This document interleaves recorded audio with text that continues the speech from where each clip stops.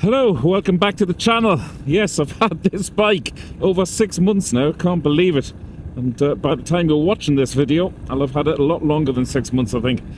I'm heading to do a bit of off-roading because I can, and that's one of the positives, one of the best things that this bike has done in my ownership. It's really increased my confidence, not just to go, a little bit of green laning, but to do some proper off-roading. I've been on some gnarly tracks at this stage, and with the combination of this bike, the new suspension that this model has compared to the previous generation I had, and also a set of Michelin trackers on it, I feel as though I can nearly tackle anything, to be honest. Anyway, stick around after the sting, find out what I do like and what I don't like. All shall be revealed.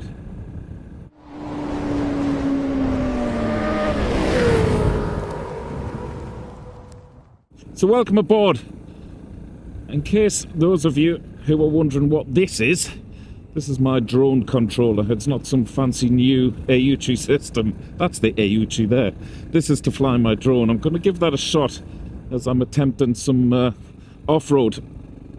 So I think we'll get the drone in the air first, and then I'll tell you exactly what my findings are after 6 months ownership with this bike.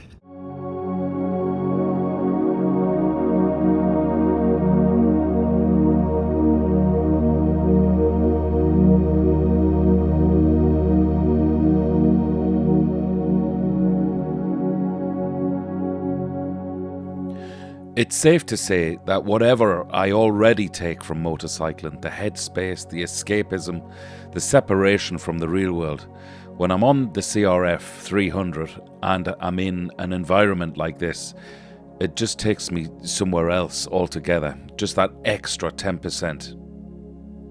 And I think for the first time this year, the ground has hardened up a little bit. I'm just going up this track in the hope that I can turn right up the mountain here. I've been up here a few times. It is a fantastic route, but I've always been very careful because I've never done this on the Michelin trackers.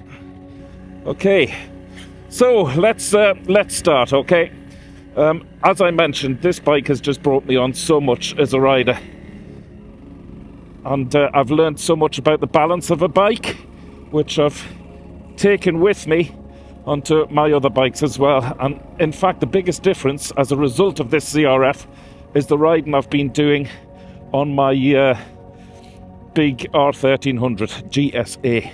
So the track looks fairly clear here. I'm going to disable the ABS.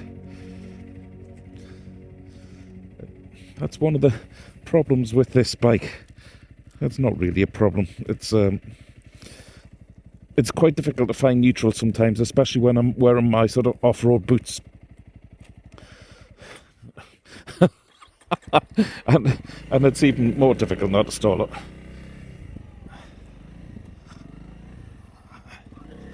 Right, so let's see how we get on with this. The bike is... spoiler alert, okay? I love the bike. It really is a fantastic bike for... obviously all sorts of off-road riding.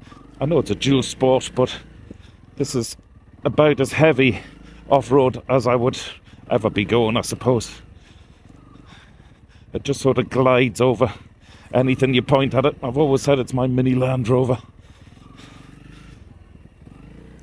The suspension on this new model has been increased massively. I noticed that when I first bought this compared to my previous one. It's nowhere near as spongy and as soft. It holds the road a lot better, this suspension. I think it's a huge difference. And even before I put the Michelin trackers on the tyres, the stock IRCs weren't too bad. They did struggle in sloppy mud, actually, on this track up here. But as you can see, I mean, the Michelin trackers are like glue on stuff like this. And wherever you point the bike, it just follows. The throttle, I've always thought this about this bike, is a little bit snatchy. I've never heard anybody else say that. So if you think that, you might let me know in the comments. It's so easy to recover this bike as well. That's another huge positive, obviously, about a CRF. It's so light.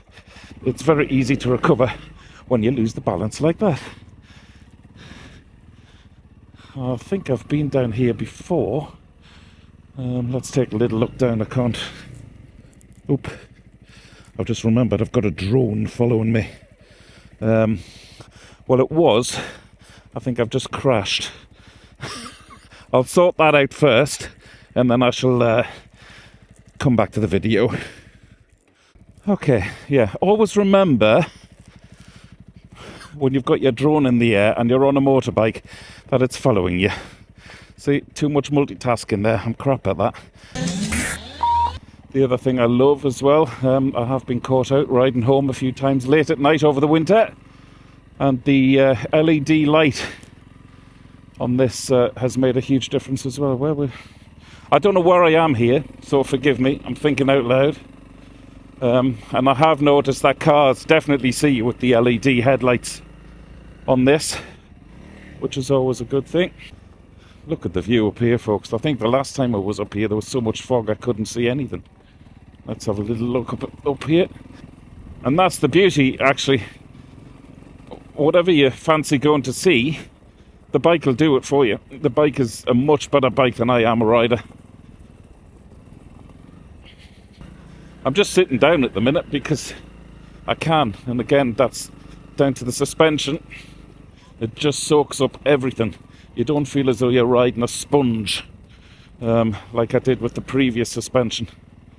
The only thing with the Michelin trackers on this bike is that it really has raised the height of the bike just out of my comfort zone. And the proof of that is that how far the bike leans over when you put it on its side stand. I'll just see if I can get up there and roll back. Yeah, I can. And the bike nearly topples over actually when it's on its side stand because of the extra height which the Michelin trackers have given it. So I keep saying I'll get one of those side stand extensions. I must get around to it. One of the best accessories I've got, if not the best accessory that I've got for this bike, is something called the Roya Moto Toolkit. Not cheap. I always said when I got it that I hope to never use it, but it's an insurance policy, and indeed I have had a puncture, and I was about 60 miles away from home. Actually, I'd been to Terence Healy's, the motorcycle shop, and I got a puncture on the way home.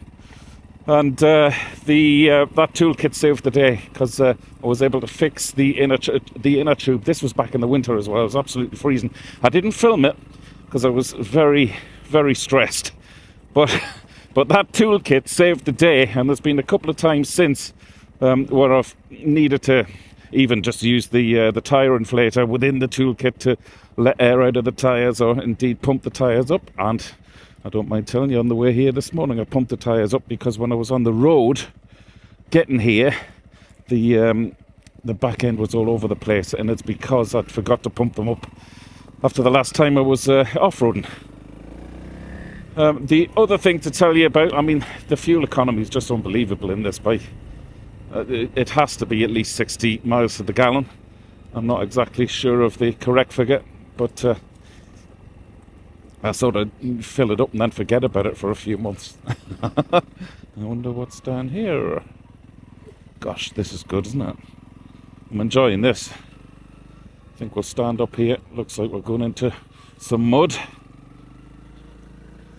And all of these little sharp stones and little rocks that you might see sticking out of the ground as well. The bike just glides over. You don't even know you've hit them. Oh, that looks nice up there. That's the thing, you know. You can pretty much, I know I've said it, pretty much take on anything. So after 6 months of ownership, what do I not like? I'm trying to find something that I don't like. The gearing, it has even sorted itself out on this version as well. The gears seem a little bit longer and much more suited to my ride, and much more suited to to going places on road. I know a lot of people are into the 450s now, and they're looking at the BMW 450 GS to get them to off-road tracks like this. But really, I've never had a problem with this bike doing that for me. I did have a problem with the previous version. It wasn't great at all for travelling any sort of distance. My sort of comfortable speed on road in this bike is about 90 kilometers an hour. The bike is very happy doing that, and I'm very happy being a passenger at that. I think we'll have a little look up here actually.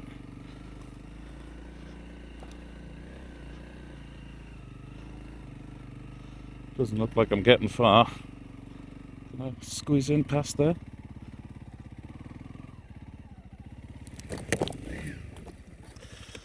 No. What am I at? Now, you remember the bit where I said you could take on anything? Don't try and drive through a tree. Good shot anyway. Bringing a bit of the tree with me as a souvenir. I really can't say enough about this bike. I don't have any inclination or any hankering for a 450. I was looking at the CF Moto, as you know, before I went all in for this bike. The CF Moto being a 450. I'm also very keen on the BMW 450, but knowing what this bike does for me, how it handles, how it rides on both road and tracks like this, to be honest, I don't want any more. I have great fun. This has become my, even though I've only owned it for 6 months, it's my all-weather, all-year-round bike. Absolutely love it. I think there's quite a bit mind over... Oh, that's where I went up before. There's quite a bit of mind over matter with this bike because it's so relatively affordable. You don't mind taking it on sort of tracks that you might not take a bigger, more expensive bike on. And I'm sure that is mind over matter for me. That if I drop it, you know, maybe what's the worst that's going to happen? A couple of plastic panels or something? I don't know.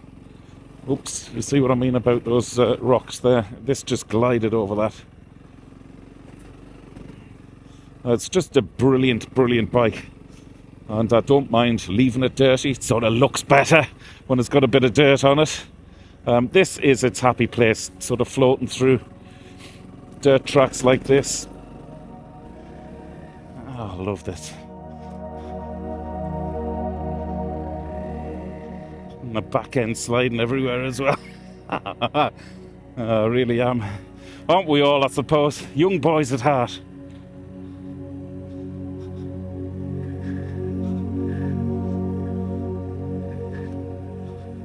Right, with that said, folks, I think it's time to get myself home, edit this video and get it out to YouTube so you can enjoy it.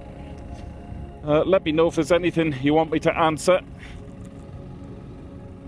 And in the meantime, if you want to know more about me or my bikes or what I'm up to, head over to the wheeliegoodwebsite.com. That is the nerve centre, the operations centre for everything Wheelie Good. Thanks again for tuning in. Always appreciate you being here. And I'll be back on YouTube 8 o'clock next Saturday morning. Until then, ride safe. Have a great week, everybody. Dave Perry, Wheelie Good TV.